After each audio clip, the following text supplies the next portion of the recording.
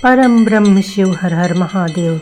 शांति विनाश समय योग ध्यान नृत्य प्रलय और वैराग्य के देवता, सृष्टि के संहार करता और अपराजिता परम ब्रह्म शिव हर हर महादेव हर हर महादेव।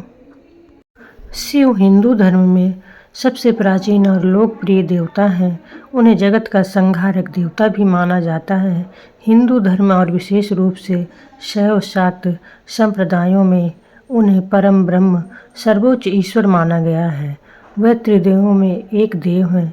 इन्हीं देवों को देव महादेव, भोलेनाथ, शंकर आदि देव, आशुतोष, महेश, कपाली, पार्वती वल्लभ, कपाली, महाकाल, रामेश्वर, भीलपति, नीलकंठ, रुद्र, गंगाधर आदि नामों से जाना जाता है।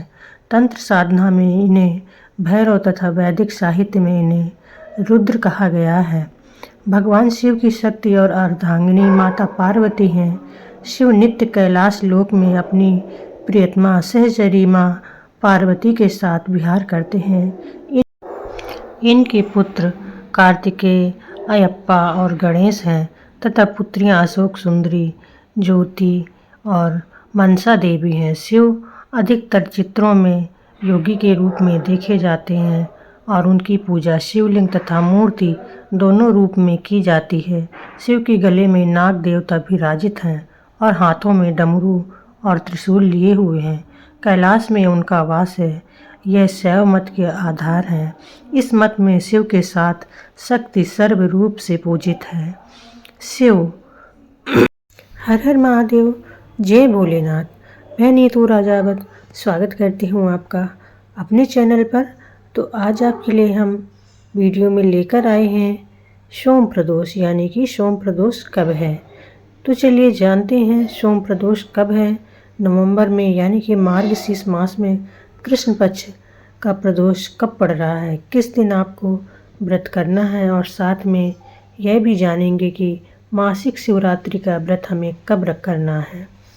और जो लोग मासिक शिवरात्रि का व्रत प्रारंभ करना चाहते हैं वह इस बार से कर सकते हैं या नहीं।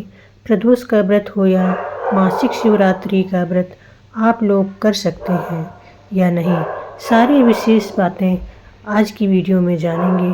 तो सबसे पहले तो देखिए दोस्तों, हम प्रदोष व्रत भोलेनाथ को समर्पित है और जो कोई भी चाहे कि प्रदोष व्रत करना है तो वह इस बार से प्रारंभ कर सकता है, क्योंकि मार्गशीर्ष मास है। अब आपके लिए मन में आएगा कि यह तो कृष्ण पक्ष का प्रदोष है, तो हमें करना क्या चाहिए, करना चाहिए या नहीं।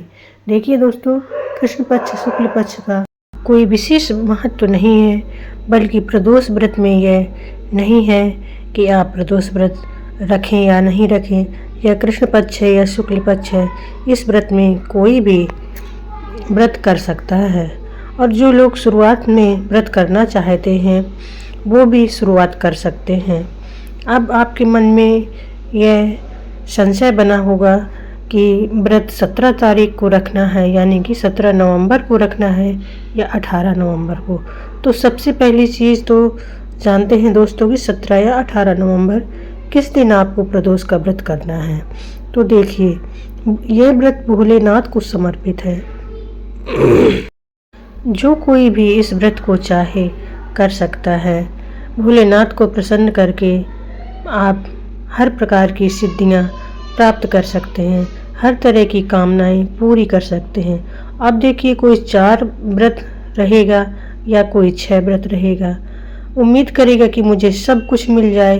भक्ति ऐसे कभी नहीं होती। मेरी बातें बहुत से लोग हैं जिन्हों की सुनने में अच्छा नहीं लगेगा, पर क्या करें, बोलना पड़ता है। आप व्रत पूरे रखें, यानी कि आपको पूरे व्रत रखने पड़ते हैं, तभी आपको आपके द्वारा की गई पूजा का फल मिलता है।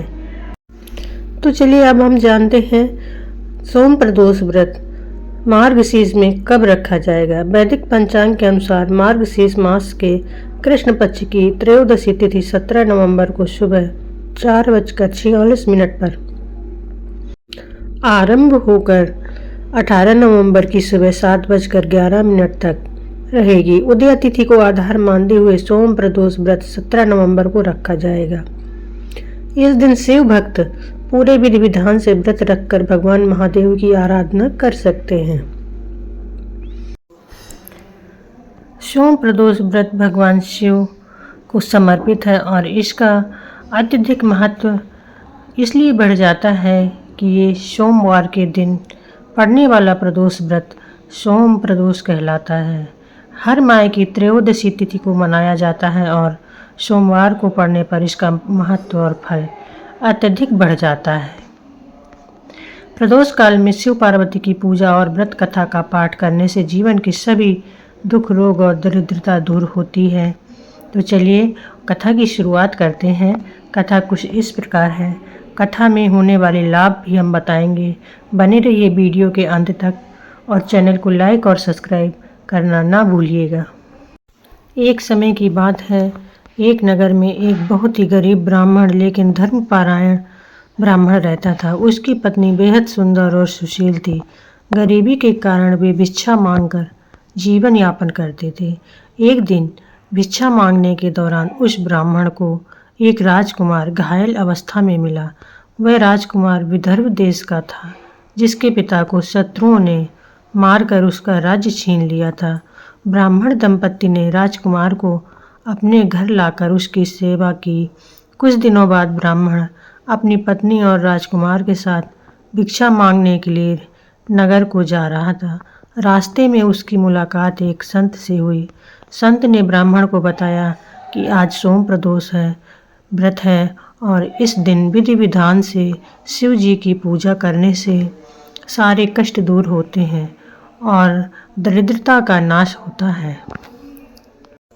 ब्राह्मण दंपत्ति और राजकुमार ने संत के बताए अनुसार सोम प्रदोष व्रत रखा और प्रदोष काल में भगवान शिव की विधिवत पूजा की। उन्होंने यह व्रत पूरी निष्ठा और श्रद्धा भाव से किया। प्रदोष व्रत के प्रभाव से राजकुमार फिर से अपने राज्य को पाने में सफल रहा। इसके साथ ही उसने ब्राह्मण दंपति को बहुत सारा धन और संपत्ति देकर उसका जीवन सुखी बना दिया। कथा के लाभ। सोम प्रदोष व्रत की कथा का पाठ करने से जीवन की सभी बाधाएं दूर होती हैं। जिस तरह ब्राह्मण दंपत्ति की गरीबी दूर हुई, उसी तरह इस कथा का पाठ जो भी साधक करते हैं उनके घर में सुख समृद्धि आती है। सच्चे मन से यह व्रत और इसकी कथा का पाठ करने वाले की सभी इच्छाएं भगवान शिव और माता पार्वती पूरी करते हैं। हर हर महादेव सभी को जय श्री राधे। आज की वीडियो में हमने आपको सोम प्रदोष यानी कि मार्गशीर्ष माह के प्रथम सोम प्रदोष व्रत का और कथा का वर्णन किया और कथा में बताया कि भगवान भोलेनाथ किस प्रकार से अपने भक्तों पर दया करते हैं। हर हर महादेव सभी को। वीडियो अच्छा लगे तो लाइक और सब्सक्राइब ज़रूर करिए।